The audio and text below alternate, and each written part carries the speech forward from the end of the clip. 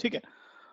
अब बात ये है कि मैं अपनी रिक्वायरमेंट बता रहा हूँ। अब मैं क्या करता हूँ कि मुझे कोई प्रोडक्ट की इंक्वायरी करनी है, तो मैं एक पर्टिकुलर लिंक पे गया, वहाँ क्लिक किया, या फिर एक वेबसाइट पे गया। वेबसाइट नहीं, इसलिए मैं लिंक कह रहा हूँ यहाँ पे, ठीक है। मैंने उस पर क्लिक किया और वहाँ पे एक इंक्वायरी फॉर्म, कई बार आपने देखा होगा, कई बार आपसे एक इंक्वायरी फॉर्म भरा जाता है, ठीक है। कुछ कुछ वेबसाइट्स होती हैं, मैं फ्लिपकार्ट की बात नहीं कर रहा हूँ, बहुत सारी वेबसाइट्स ऐसी हैं जो इंक्वायरी फॉर्म भरवाती हैं कि आप क्या खरीदना चाहते हो। कुछ अलग प्रोडक्ट की बात कर रहा हूँ मैं, हो सकता है, ज़रूरी नहीं है कि आप फ्लिपकार्ट पे ऑनलाइन शॉपिंग करने जाओ हमेशा। बहुत सारी वेबसाइट्स ऐसी हैं जहाँ पर बहुत सारे कुछ एजुकेशनल इंस्टीट्यूट्स ऐसे होते हैं, या फिर बहुत सारी जगह आती हैं जहाँ पर आप सर्वे फॉर्म या काइंड ऑफ इंक्वायरी फॉर्म होता है। आप क्लिक करते हो, एक इंक्वायरी फॉर्म ओपन होता है, ठीक है।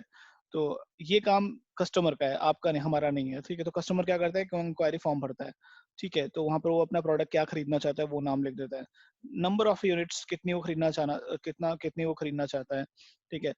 कस्टमर अपना नेम, अपना ईमेल एड्रेस, कॉन्टैक्ट नंबर, ठीक है। प्रायोरिटी अर्जेंट, ये इस सेक्शन में नहीं रहेगी, ये मैं हटा देता हूँ,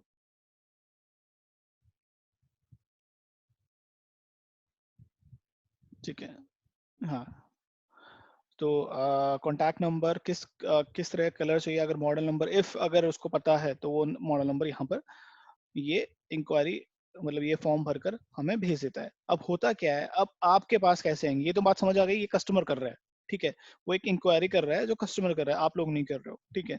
अब होता क्या है, आपके पास या तो डेटाबेस के अंदर आ जाएगा, बट यहाँ पे मैंने डेटाबेस की जगह चेंज कर दिया ईमेल। आपके पास क्या होता है, बॉट मॉनिटर करेगा ईमेल। तो आप फॉर एग्जांपल आप कस्टमर केयर डिपार्टमेंट में काम कर रहे हैं, ठीक है। और जैसे ही, क्योंकि आप लोग कस्टमर केयर डिपार्टमेंट में काम कर रहे हैं, आप टेक्निकल नहीं है, ठीक है, राइट। तो कस्टमर केयर डिपार्टमेंट के अंदर क्या होगा, ईमेल आएगा, ठीक है। ईमेल आएगा या किसी वेबसाइट पे उनको वो इन्फॉर्मेशन, नया नोटिफिकेशन आ जाएगी, एक नए कस्टमर ने इंक्वायरी की है। तो होगा क्या, आपको क्या डिटेक्ट करना है सबसे पहले, तो हम नोट करते जाएं यहाँ पे।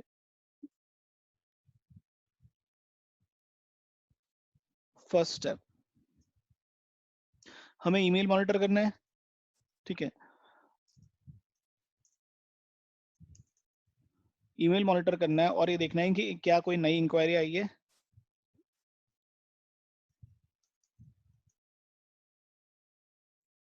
फाइंड आउट न्यू इंक्वायरी, ठीक है। अगर कोई नई इंक्वायरी है तो उस ईमेल को हमें रीड करना है, ठीक है, क्लियर। अगर कोई नई इंक्वायरी आई है, यानी कि किसी कस्टमर ने वो फॉर्म फिल करके आपको भेजा है, यानी कि आपके पास ईमेल आया है, तो आप क्या करोगे, आपका बॉट जो होगा वो मॉनिटर करेगा, ठीक है, किसी ईमेल्स को मॉनिटर करेगा। उसके बाद उस ईमेल को रीड करेगा, और कस्टमर का एग्जीक्यूटिव क्या करता है, जैसे नोटिफिकेशन आया या ईमेल आया, वो इंक्वायरी पढ़ता, इन्फॉर्मेशन पढ़ता है, ठीक है। प्रोडक्ट नेम, अच्छा ये प्रोडक्ट चाहिए, नंबर ऑफ यूनिट्स इतनी चाहिए, ठीक है। कस्टमर नेम, इस बंदे का नाम ही है, इसका ईमेल एड्रेस है, इसका कॉन्टैक्ट नंबर है, और उसको इस कलर का प्रोडक्ट चाहिए, और अगर मॉडल नंबर उसने अगर मेंशन किया है तो ठीक है। अब वो क्या करेगा, किसी पोर्टल पे जाएगा, ठीक है, किसी पोर्टल पे जाएगा और वहाँ फाइंड आउट करेगा कि हाँ भाई ये प्रोडक्ट ये है, इसकी इन्फॉर्मेशन के बारे में पता करेगा। तो हम क्या करेंगे, उसने इंक्वायरी करी, इंक्वायरी करने के बाद हम रिप्लाई करेंगे, क्या क्या चीज़ रिप्लाई करेंगे। ये एक तरह से रिप्लाई फॉर्मेट, छोटा सा रिप्लाई फॉर्मेट मान के चलते हैं। हाई कस्टमर का नेम जो भी होगा, X Y Z, hi John, hi David, जो भी, ठीक है, hope you are doing well, कुछ भी थोड़ा छोटा मोटा सा आपने स्टेटमेंट लिखी। मेन जो इंपॉर्टेंट होंगी वो चीज़ें होंगी, प्रोडक्ट नेम, ठीक है। उसने जो प्रोडक्ट नेम दिया होगा वो ये एज इट इज यहाँ पे आ जाएगा, सेम जो यहाँ पे उसने दिया होगा, ठीक है। नंबर ऑफ यूनिट, ठीक है। कस्टमर नेम, ठीक है। ईमेल एड्रेस, कॉन्टैक्ट नंबर, ठीक है। यहाँ पर आप भेजोगे तो यहाँ पे आप प्रायोरिटी में, ऊपर प्रायोरिटी में कुछ नहीं था, यहाँ पर आप एक कॉलम ऐड करोगे प्रायोरिटी, यहाँ पर आप लिखोगे अर्जेंट और मीडियम, ठीक है। उसके बाद कलर, ठीक है, ये कलर भी आपका ईमेल से आएगा, ठीक है। मॉडल नंबर ये भी ईमेल से आएगा। अब इसके बाद यहाँ पे आते हैं coupon code, price, vendor name and warranty, ठीक है। प्राइस आप अपने पोर्टल से, यानी कि आपके पास जो पोर्टल है वो, अब एक्चुअली हम कस्टमर केयर तो एक पोर्टल से देखकर ईमेल पर रिवर्ट कर देगा कि हाँ इसकी प्राइस हो सकता है, मान के चलते हैं कि प्रोडक्ट वो किसी एक्स वाई जेड प्रोडक्ट के बारे में पूछ रहा है, और एक्स वाई जेड प्रोडक्ट जो है वो शायद 50 रुपीज का है, ठीक है। तो यहाँ पर 50 रुपीज। वेंडर का नेम, वो वेंडर कौन सा है, ठीक है, या तो आप कंपनी का नाम प्रोवाइड करो, या फिर वो वेंडर कौन, वो जो प्रोडक्ट प्रोवाइड कर रहा है या प्रोडक्ट भेजने वाला है वो कौन है, फ्लिपकार्ट है या अमेजन है ठीक है। किसके थ्रू आपके पास आएगा, कौन ही फैसिलिटीज प्रोवाइड कर रहा है, वेंडर नेम, वारंटी, इस प्रोडक्ट की वारंटी क्या है, अगर है तो यहाँ पर वारंटी मेंशन की होगी, नहीं है तो कोई दिक्कत नहीं है, नो वारंटी लिख सकते हो आप यहाँ पे। ठीक है, पहला स्टेप ये आपको ये करना है। अब ये डिटेल कहाँ से आएंगे वो देखिए हम। पहले ये छोटा सा फेज 1 है जो आपको करना है। ठीक है, गिव मी अ सेकंड। ठीक है, उसका थोड़ा सा और समझा देता हूँ मैं। उसके बाद आप ये लिखोगे उसी रिप्लाई के अंदर, if above product suitable for you kindly reply on below details. यहाँ पर स्टेटमेंट आप अपने अकॉर्डिंग ऐड कर लेना। ठीक है, मैंने एक डमी स्टेटमेंट लिखी हुई है। ठीक है, यहाँ पर वापस से कस्टमर क्या आपको करता है, एड्रेस भेजता है कि मुझे इस एड्रेस पर रिक्वायर्ड है चीजें। ठीक है, पेमेंट मोड कैश या यूपीआई। ठीक है, डिलीवरी एक्सप्रेस और नॉर्मल, और यहाँ पर एक चीज होती है प्रायोरिटी। ठीक है, यहाँ पर वो अपनी प्रायोरिटी हमने पूछा है ऊपर। ठीक है, अर्जेंट और मीडियम, तो यहाँ पर मान लो वो लिख के भेजता है अर्जेंट या मीडियम। ठीक है, अब ये रिप्लाई हमारे पास आएगा, अगर ये रिप्लाई आएगा तो हम उसको लास्ट में एक और ईमेल करेंगे, ये हमारे पास आके स्टोर हो जाएगा, फिर इस पे हम काम करना शुरू करेंगे। ठीक है, उस स्पेसिफिक प्रोडक्ट को भेजने का काम करेंगे, बट साथ में इसका भी हमें रिप्लाई करना है, थैंक्स फॉर द ऑर्डर। ठीक है, मतलब जो भी आप, जब भी हम ऑर्डर रिसीव करते हैं उसके बाद जो भी ईमेल, एक थैंक्स का ईमेल आप उन्हें हम वो करेंगे, फॉरवर्ड करेंगे। ठीक है, ये आपका इस तरह का कॉन्सेप्ट होगा स्टार्टिंग का फेज 1 में। ठीक है, ये चीज क्लियर, मैं क्या करना चाह रहा हूँ, क्या कहना चाह रहा था, समझ आई बात? एक तरह से आप इंक्वायरी हो रही है, इंक्वायरी के अकॉर्डिंग ही आप कस्टमर केयर एग्जीक्यूटिव नहीं है यहाँ पर, यहाँ पर बॉट हैंडल करेगा चीजें। ठीक है, कौन हैंडल करेगा, बॉट हैंडल करेगा। कस्टमर केयर एग्जीक्यूटिव जो कौन रिवर्ट करेगा, रिप्लाई करेगा, बॉट रिप्लाई करेगा। ठीक है, अगर वो कस्टमर उस पर रिप्लाई करता है, वापस से एड्रेस भेजता है या कुछ भी इन्फॉर्मेशन भेजता है, इसका मतलब है कि वो खरीदना चाह रहा है। ठीक है, तो हम उसको बोल देंगे, थैंक्स का एक मैसेज कर देंगे, और हम उसको एक टाइम बता देंगे कि आपका जो ऑर्डर है वो कब डिलीवर हो जाएगा। ठीक है, तो डिलीवरी डेट भी डाल दो, यहाँ पे मैंने शायद डाली भी होगी डिलीवरी डेट। ठीक है, सर डेटा वेरीफाई कहाँ से करेंगे? वो बता रहा हूँ मैं आपको। ठीक है, ये चीज क्लियर हुई ना आपको कि मतलब क्या करना चाह रहे हैं हम? हाँ, मतलब उसकी इन्फॉर्मेशन वेरीफाई करके देन उसको मेल फॉरवर्ड करनी है कि उसके लिए कि थैंक्स फॉर योर ऑर्डर, और उसके लिए हमें ये ऑर्डर बिल्कुल, देना पहले मेल मॉनिटर करेंगे हम लोग। ठीक है, मेल मॉनिटर करने के बाद ठीक है, आपको ये देखना है कि हाँ ये इन्फॉर्मेशन भेजेंगे हम। ठीक है, और तो अगर फिर ये आता है, हाँ फॉर्म जो हम मैनुअली फिल करेंगे कि मतलब वही बॉट फिल करेगा? फॉर्म मैनुअली मतलब कौन सा फॉर्म, ये वाला फॉर्म? जो फर्स्ट फॉर्म हम फिल नहीं, करेंगे तो हमें मेल पे, ये एक्चुअली मैंने वर्ड पे ना फॉर्मेट दिखाया हुआ है। ठीक है, एक्चुअली हमारे पास पोर्टल नहीं है, तो मैंने वर्ड पे ये हमें हमें फिल नहीं करना है वाला फॉर्म। ठीक है, ये वाला फॉर्म तो कस्टमर, आपके पास ये मेल आएगा। ठीक है, इसमें इन्फॉर्मेशन फिल होगी ऑलरेडी, एक ईमेल आएगा जिसे मॉनिटर करना है, ये ईमेल आएगा, आपको क्या करना है, उस ईमेल में से आपको प्रोडक्ट नेम निकालना है, नंबर ऑफ यूनिट्स निकालना है, और आपको अपने डेटाबेस में सर्च करना है। सर्च नहीं, करने के बाद आपको ईमेल पे रिप्लाई करना है, और ईमेल का फॉर्मेट ये होगा जिसमें ये इन्फॉर्मेशन तो सारी हमारे पास है ही ऑलरेडी। ठीक है, नहीं, ठीक है, मैं समझ गया, ईमेल का रिप्लाई करना ठीक है, हमें मतलब हाँ ईमेल फाइंड, हमें अपने इनबॉक्स में ईमेल फाइंड आउट करना है, ईमेल हाँ, फाइंड करके और उसकी डिटेल्स फिल करके ईमेल रिप्लाई करना है हमें। हम्म। ईमेल कैसा आएगा, मीन्स जो पहला स्टेप फॉर्म फिल करने वाला वो वो मैं भेजूंगा, वो मैं जनरेट करके भेजूंगा आप लोगों को। जनरेट ठीक है, मैं कस्टमर रहूंगा, मतलब ठीक है, मैं इन्फॉर्मेशन भेज दूंगा आप लोगों को आपकी ईमेल्स पे। मैं भेज दूंगा आपको कि क्या क्या मुझे क्या रिक्वायर्ड है, क्या नहीं रिक्वायरमेंट, तो मैं जनरेट कर दूंगा वो। ठीक है, तो मैं उसका एक ऑटोमेशन बना दूंगा, जब भी मैं उसको क्लिक करूंगा तो आप लोगों के पास ईमेल चला जाएगा। सर। हाँ जी सर। तो इसमें दो बार कम्युनिकेशन हो रहा है क्या आपके कस्टमर से? एक तो वो एक बार प्रोडक्ट की जानकारी के लिए इंक्वायरी कर रहा पहले भी फर्स्ट टाइम इंक्वायरी ले रहा है, बिल्कुल। है और उसके बाद हम उसको रिप्लाई कर रहे हैं। रिप्लाई पे वो अगर आंसर देता है कि वो प्रोडक्ट उसे पसंद आता है, तो वो खरीदने के लिए तैयार है, तो फिर वो अगर वो खरीदने के लिए तैयार है, वो करके भेज रहा है हमें। हाँ, अगर आपके पास ये वाला मेल आता है दैट्स मीन कि वो रेडी है, अगर नहीं आता तो उसका मतलब है कि वो हमारे रेडी पास नहीं है। आएगा, उसके बाद हम अपनी तरफ से थैंक यू का रिप्लाई करेंगे। थैंक्स का रिप्लाई करेंगे, थैंक्स का एक फॉर्मेट बना लेना आप लोग। ठीक है, नहीं तो देख लेंगे, हम बना लेंगे। ठीक है, थैंक्स का फॉर्मेट बना देंगे, और हम उसे बोलेंगे हम we will deliver as soon as possible.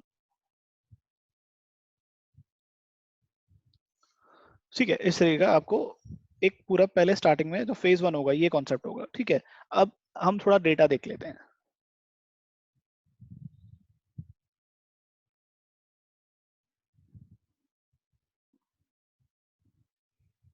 ठीक है, यहाँ पे कुछ टेबल्स हैं, कस्टमर ऑर्डर।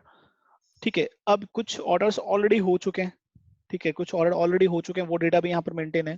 ठीक है, तो यहाँ पर ऑरेंजेस मैंने ग्रोसरीज ले रखी है, सॉरी ये चीज ले रखी है, ऑरेंजेस, मैंगोज और एप्पल्स, ये फ्रूट्स मैंने थोड़े से यहाँ पे, अगर आप बोलोगे नाम चेंज करना चाहोगे तो मैं चेंज कर दूंगा, या फिर कस्टमर कुछ ऑर्डर, कोई और ऑर्डर भेजना चाहेगा, ठीक है, तो वो हम चेंज कर सकते हैं यहाँ पे। सॉरी, कोई और प्रोडक्ट ऐड करना चाहें तो हम ऐड कर लेंगे, ठीक है, इसके अंदर। तो यहाँ पर अभी आप देखो कस्टमर ऑर्डर के अंदर आप देख सकते हो आईडी है, डेट है, कब किसने क्या खरीदा था, ठीक है, किस कस्टमर, कौन सा कस्टमर था, ठीक, कौन से स्टेट से था, ठीक है, क्या प्रोडक्ट लिया था, उसकी सेल आईडी हर कस्टमर की अपनी एक यूनिक होगी, ठीक है। सेल आईडी काइंड ऑफ कह सकते हो, मैंने यहाँ पे नाम दे दिया सेल आईडी, बट आप यहाँ पर यूजर आईडी भी कह सकते हो उसे, ठीक है। तो यूजर आईडी, सेल आईडी कह सकते हो इसी को ही। तो रोबोट देखो, रोबोट यहाँ पे भी, रोबोट यहाँ पर, बट इसका सेल आईडी यहाँ पर ये है और इसकी सेल आईडी अलग यहाँ पर ये है, तो ये दोनों कस्टमर अलग हैं, ठीक है। ये रोबोट्स अलग है, ये रोबोट्स अलग है, ठीक है, ये इसमें तो अलग है। तो यहाँ पे हो सकता है आपको बहुत सारे, बट आपको डिफरेंशिएट किससे करना पड़ेगा, यूजर आईडी यानी कि सेल आईडी से, ठीक है। यहाँ पर पेमेंट मोड मैंने अपडेट नहीं किया है, ठीक है। तो यहाँ पर पेमेंट मोड, जैसे फॉर एग्जांपल इंक्वायरी आ रही है तो आप पेमेंट मोड यहाँ पे देख सकते हो, ठीक है। एक और देख लेते हैं, कस्टमर डिटेल। कस्टमर डिटेल में आपके पास है सेम आईडी, यहाँ पर आपके पास है, कस्टमर है, यहाँ पर उसकी यूजर आईडी है, उसकी ईमेल है, कॉन्टैक्ट नंबर है, ठीक है। एड्रेस, ठीक है। अब फॉर एग्जांपल देखो यहाँ पे एड्रेस अवेलेबल नहीं है, ठीक है। जैसे मैंने इंक्वायरी फॉर्म, जैसे मैंने इंक्वायरी करी, तो आप सबसे पहले काम क्या करोगे, इंक्वायरी फॉर्म में से आप डिटेल निकालोगे और जो डिटेल वहाँ पर कस्टमर ने प्रोवाइड की है वो यहाँ पर आप अपडेट कर दोगे, ठीक है। मेरे पास नया कस्टमर है, ठीक है, यहाँ पर ऐड किया उसका नाम, उसकी सेल आईडी आप जनरेट करोगे। अब जो सेल आईडी या यूजर आईडी होगी आप जनरेट करोगे, ठीक है, ठीक है। ये सब बॉट करेगा बॉट करेगा, ठीक है, ये बॉट करेगा और इस कस्टमर की यही होगी, ठीक है। और आप जब ईमेल करोगे तो आप उसको अपनी, उसको एज ए यूजर आईडी भी दे सकते हो कि योर यूजर आईडी, और या फिर योर सेल आईडी इज, ठीक है। तो यहाँ पर आप उसे, उसकी एक सेल आईडी या फिर यूजर आईडी, ये भी आप उसे मेल कर सकते हो ताकि उसे पता रहे। नेक्स्ट टाइम जब इंक्वायरी करेगा तो सेल, और यहाँ पर देते, जब भी नेक्स्ट टाइम इंक्वायरी करेगा तो अपनी यहाँ मेंशन कर सकता है, अगर उसके पास है तो ठीक है, नहीं है तो कोई जरूरत नहीं है। तो बेसिकली आपके साथ आपने मेल भेजा, ठीक है, हाँ, हमने मेल फाइंड आउट करा, मेल फाइंड आउट करके हम डेटाबेस में पहले एंट्री कराएंगे इसकी। हाँ, डेटाबेस में एंट्री करवाओगे पहले, क्योंकि हमें डेटाबेस भी मेंटेन करना है कि हमारे पास जो भी बंदा इंक्वायरी कर रहा है उसका डेटाबेस मेंटेन रहे, राइट। और जैसे ये सेल्स और सेल आईडी कर रहा हो, सपोज उसने रिप्लाई में सेल क्या आईडी नहीं भेजा ना, क्या तो हम हर क्या कराएंगे फिर। रोहित, आवाज थोड़ी कट रही है। मैं कह रहा हूँ अगर जो है हाँ, सेल आईडी जो है उसने नहीं भेजी कस्टमर ने दोबारा तो हम रिप्लाई जनरेट में, करेंगे।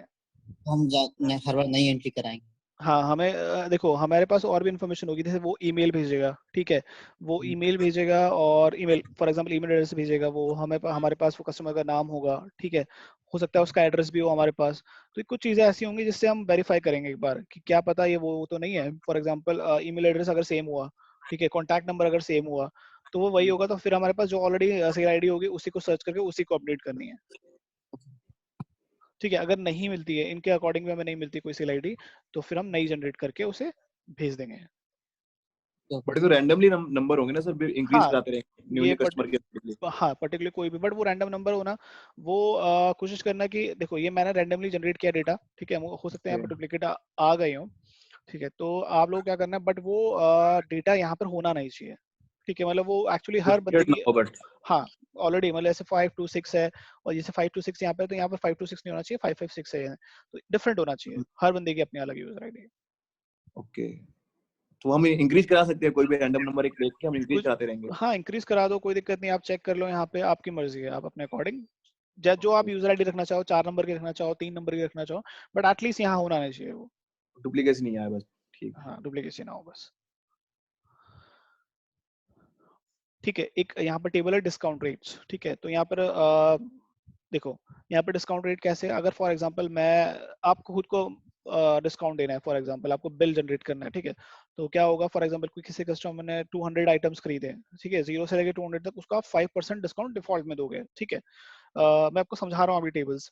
उसके बाद फॉर एग्जांपल 200 से लेके 500 तक कोई कस्टमर है, तो इतना ऑर्डर करता है, तो उसको आप 10% डिस्काउंट दे दोगे, ठीक है।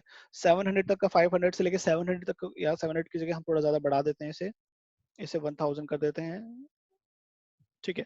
500 से लेके 1000 तक में कोई अगर देता है तो उसे हम 15% डिस्काउंट देंगे, और अगर 1000 से लेकर 50,000 तक की नंबर ऑफ यूनिट्स कोई ऑर्डर करता है तो हम डिफॉल्ट का कितना देंगे उसे, 20% डिस्काउंट देंगे, यानी कि number of price number of sold product, यानी कि या फिर नंबर ऑफ प्रोडक्ट्स जितने वो खरीदना चाहता है, ठीक है, उनको इंटू करेंगे और डिस्काउंट रेट जो भी रेवेन्यू जो भी निकल रहा है, प्राइस टोटल प्राइस निकल रही है उसमें हम डिस्काउंट लेस कर देंगे, ठीक है।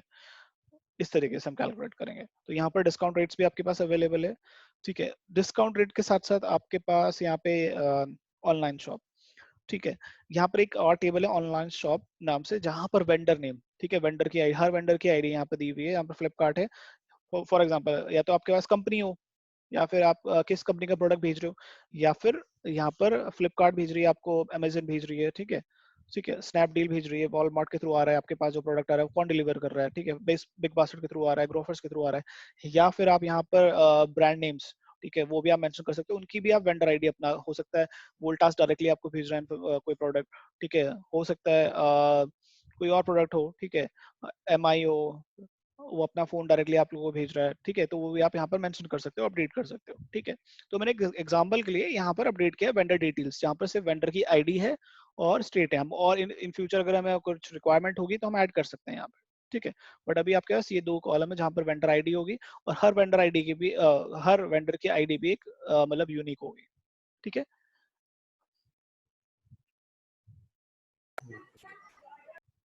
ठीक है,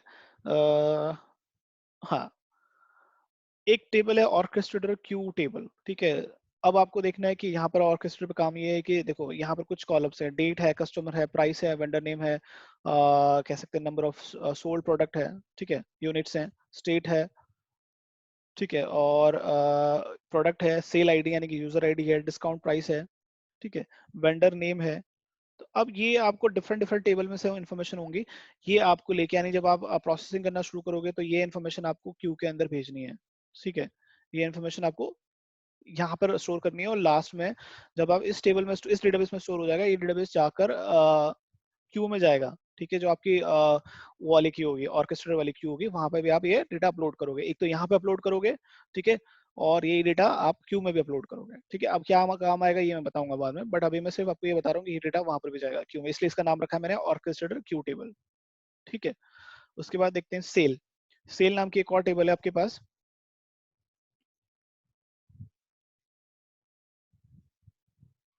ठीक है,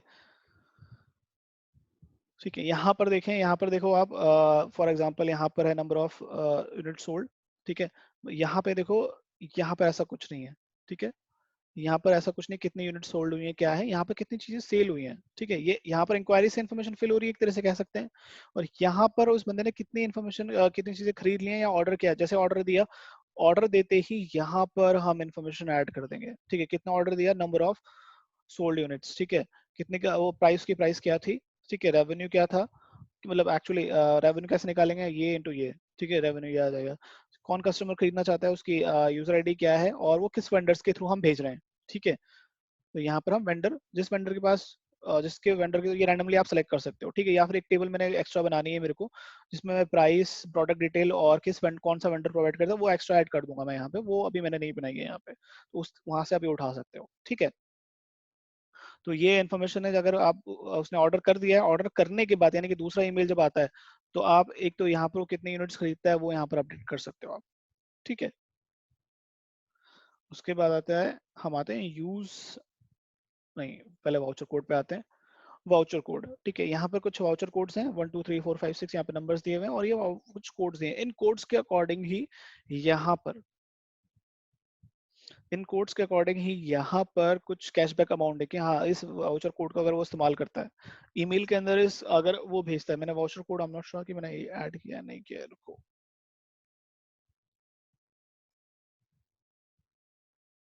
लिया है, ठीक है, ठीक है, कूपन कोड लिया है,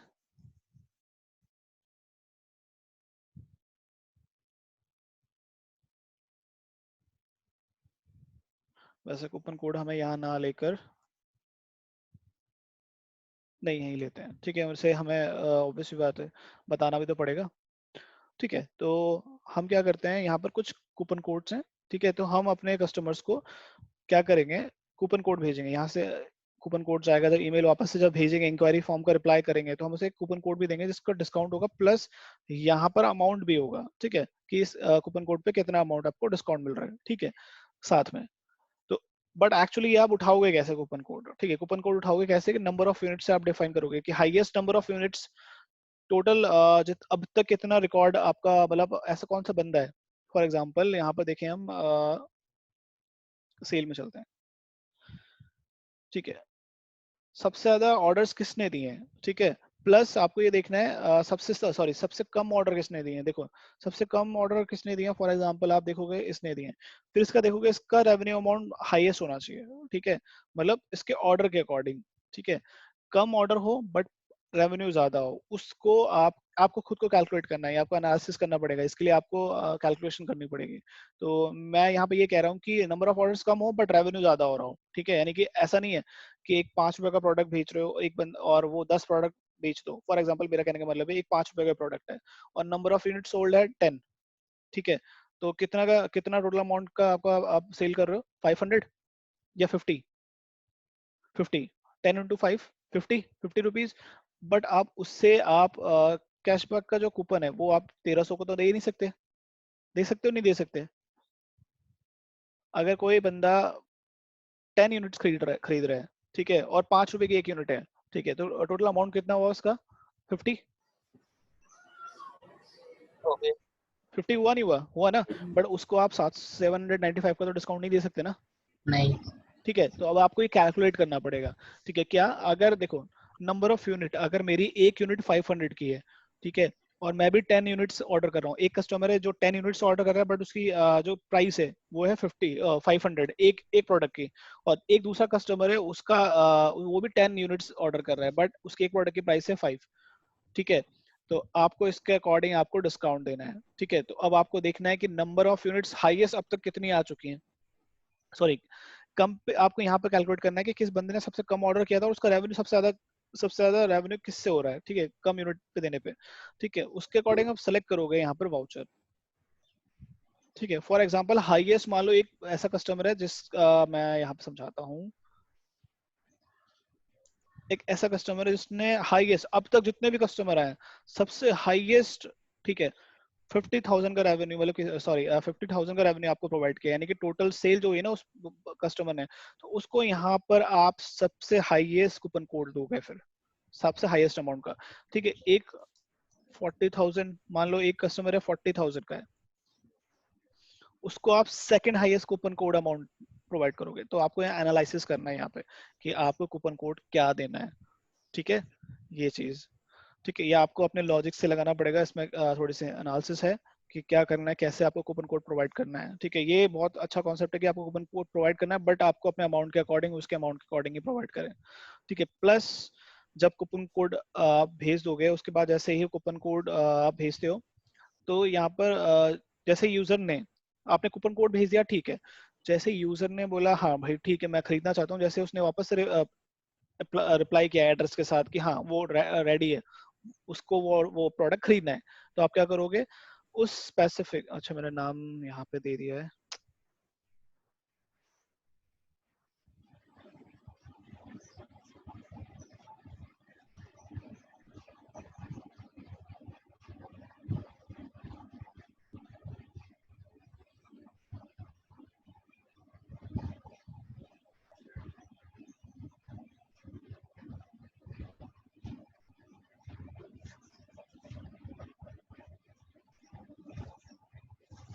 ठीक है, तो अब आपको क्या करना होगा कि आपको जैसे आपका ऑर्डर का ईमेल आया कि हाँ भाई मैं रेडी हूँ इस ऑर्डर को खरीदने के लिए, इस प्रोडक्ट को खरीदने के लिए, ठीक है, तो अब आप क्या करोगे यहाँ पर वाउचर कोड और यूजर की यूजर आईडी या फिर सेल आईडी यहाँ पे अपडेट कर दोगे, तो नेक्स्ट टाइम दोबारा से वो ऑर्डर करेगा तो वही सेम वाउचर दोबारा से वैलिड ना हो, ठीक है, यानी कि यहाँ पर डिटेल भी आ जाए कि इतने लोग वाउचर इस वाउचर का इस्तेमाल कर चुके हैं।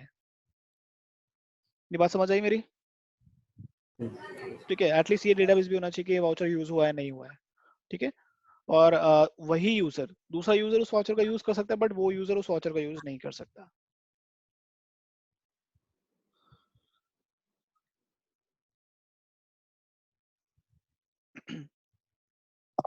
ठीक है, इसमें एक टेबल और ऐड कर दूंगा जहाँ पे प्रोडक्ट डिटेल्स होंगी। ठीक है, वो शायद मैंने यहाँ पे ऐड नहीं किए, वो मैं और ऐड कर दूंगा प्रोडक्ट डिटेल्स, जहाँ पर कौन कौन से प्रोडक्ट हमारे पास हैं, उन प्रोडक्ट की प्राइस क्या है, और उन प्रोडक्ट का मॉडल नंबर क्या है, और उन प्रोडक्ट को कौन वेंडर प्रोवाइड कर रहा है, वो किस प्रोडक्ट, ये भी मैं ऐड कर दूंगा। ठीक है, ये मैंने शायद ये टेबल बनाई नहीं मैंने शायद यहाँ पे, तो मैं वो ऐड कर दूंगा। यहाँ तक समझ आया आपको कि पहले तो आपके पास इंक्वायरी आएगी, इंक्वायरी आप ईमेल से रीड करोगे, रीड करके आप अपडेट करोगे। यहाँ तक कहाँ पे अपडेट करोगे? आप डेटाबेस के अंदर अपडेट करोगे। करेक्ट? यहाँ तक तो करेक्ट है? ठीक है सर। ठीक है, अब आपको क्या करना है, आपको थोड़ा सा और मैं बताता हूँ। अब जैसे देखो, जैसे ऑर्डर जनरेट हुआ, ठीक है, तो आप क्या कर रहे हो, थैंक्स कह रहे हो, ठीक है, और आप ठीक है, बट यहाँ पर आपने फॉर एग्जांपल आपको क्या करना है, एक बिल जनरेट करना है। ठीक है, बिल जनरेट कहाँ करोगे? आपको एक फॉर्मेट दूंगा मैं, ठीक है, बिल का। ठीक है, बिल का मैं फॉर्मेट दूंगा आपको, उसमें आपको डिटेल भरनी है, डिटेल फिल करनी है आपको उस बिल के अंदर। उस फॉर्मेट को कस्टमर ने वो कितना प्राइस है, क्या डिस्काउंट है, क्या टैक्स है, सारी डिटेल भर के आप वो ईमेल, वो जो फॉर्मेट होगा बिल का, वो भी आप उस ईमेल के साथ अटैच करोगे। करेक्ट? क्लियर ये चीज? क्योंकि जब ऑर्डर बंदे ने ऑर्डर दिया, जब आपने कहा थैंक्स कि आपको ऑर्डर मिल गया, जब आप उसको डिलीवरी डेट के साथ बता रहे हो ये ऑर्डर आपको तब मिल जाएगा, प्लस साथ में आप क्या अटैचमेंट भेजोगे? बिल भी भेजोगे। ठीक है, उस प्रोडक्ट का।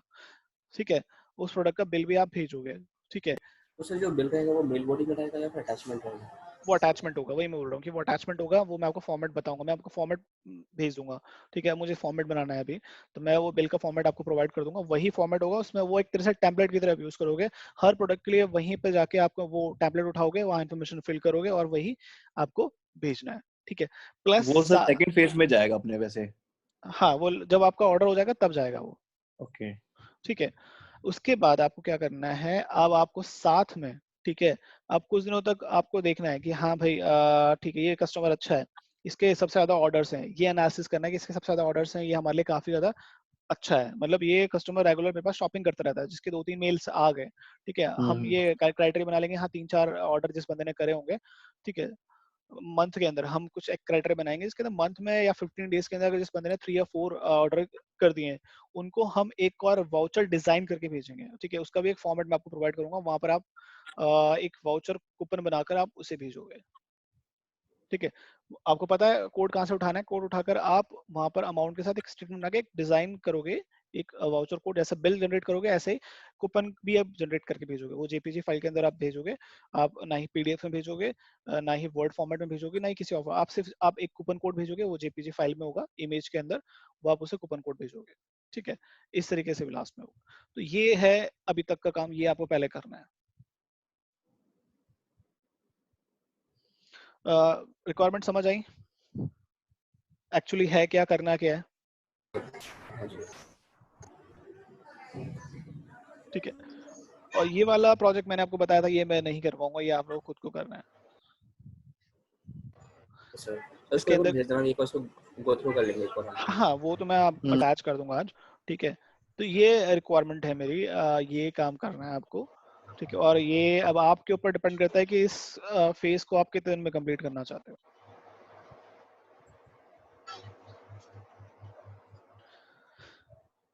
इसमें सिक्वल की क्वेरी भी होंगी, अभी बता देता हूँ मैं। ठीक है, अगर आप क्वेरीज यूज करना चाहो तो क्वेरी यूज कर सकते हो, क्योंकि ये इसी कॉन्सेप्ट से बनाया गया है कि हाँ, क्वेरीज इस्तेमाल करना चाहते हो तो आप क्वेरीज इस्तेमाल कर लो। ठीक है, अगर आपको लगता है मुझे क्वेरीज नहीं आती, किसी और अप्रोच से करना चाहो तो वो आपके ऊपर है। ठीक है, आपको अगर सिक्वल पता है तो सिक्वल की क्वेरीज यूज कर लो, आप सिक्वल यूज कर रहे हो, अगर आप एक्सेस की जगह सिक्वल यूज करना चाह रहे हो वहां पे यूज कर लो। ठीक है, इंपोर्ट कर लेना डेटा सारा का सारा एक्सेस से सिक्वल के अंदर।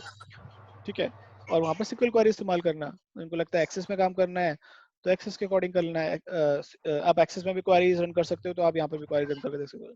तो यहाँ पर सिक्वल के साथ काम करने का भी अच्छा मौका है कि आप थोड़ा बहुत सिक्वल के साथ भी काम कर सकते हो। ठीक है, तो यहाँ पर एक एक्स्ट्रा चीज आएगी आपके सिक्वल। एसक्यूएल आपके पास अगर है, स्किल सेट है ऑलरेडी, अगर नहीं है, अगर आपको लगता है कि मैं थोड़ा पढ़ लूँ चीजें, तो आप पढ़ लो, W3 स्कूल पे चले जाओ, वहाँ पे थोड़ा बहुत आप पढ़ लो सिक्वल, थोड़ा सा पढ़ना चाहो तो। अगर आप तो वही करना पड़ेगा ये। मैंने स्टार्टिंग में बोला था सिक्वल इंपॉर्टेंट होती है, कहीं ना कहीं मेरे प्रोजेक्ट में भी सिक्वल आएगी एंड के अंदर। ठीक है, तो अब आपको देखना पड़ेगा, क्योंकि अब डिपेंड करता है आपके ऊपर, आप कैसे कर रहे हो। मैं ये नहीं कह रहा हूँ कि आप SQL से यूज करो, बट मैं बोलूंगा बेस्ट अप्रोच यूज करो, जो बेस्ट तरीका हो वो यूज करो, जो अच्छा हो। ठीक है, जो क्लाइंट को भी पसंद आए, कल को ऐसा भी ना हो जाए कि अब आप डिप्लॉय करने जाओ तो कोड फटने लग जाए। ठीक है, ऐसा भी ना हो। अभी आप बताइए, क्या SQL यूज करना सही रहेगा इसके अंदर या नहीं? आपने तो SQL यूज करी है। हाँ सर, ये डिपेंड करता है कि क्लाइंट के पास सिक्वल होगा नहीं होगा सर। नहीं नहीं नहीं नहीं, वहां तो क्लाइंट को तो आपको कुछ भेजना ही नहीं है। ये तो आपका तो जो सॉरी, बॉट, क्लाइंट ने जिसके जिसके सिस्टम पे हम बॉट वो करेंगे। वहां तो सबका सेटअप होगा। वो तो मतलब एक्चुअली वो तो जब आप काम कर रहे हो तो वो तो आपको देखो, क्लाइंट नॉर्मली एक्सेस नहीं होगा, SQL ही होगा डेटाबेस उनके पास। ठीक है, मतलब ये तो हमने एक डमी के लिए एक्सेस बनाया, बट मेरा कहना है क्लाइंट के पास तो अच्छा SQL होगा ही होगा। उनके पास तो होता अच्छा ही है अच्छा। डेटाबेस। तो देखो आज अभी इस तरह की कंपनीज होती हैं, उनके पास डेटाबेस बड़ा ही होता है, SQL होता है, SQL सर्वर होगा ही होगा, वो कोई दिक्कत नहीं है। MS एक्सेस से एसक्यूएल सर्वर में डाल देंगे तो वहां से हाँ, इंपोर्ट कर लेना इसे, आप इस पूरे को आप इंपोर्ट कर लेना, कोई दिक्कत नहीं, आप इंपोर्ट कर लेना SQL मैनेजमेंट स्टूडियो के अंदर। ठीक है, तो इसका वर्कफ्लो और डॉक्यूमेंट वो कल तक बन जाएगा।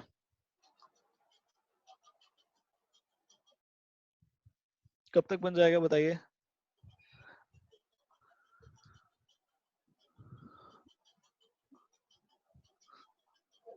हाँ जी, वर्कफ्लो डॉक्यूमेंट कब तक बन जाएगा इसका?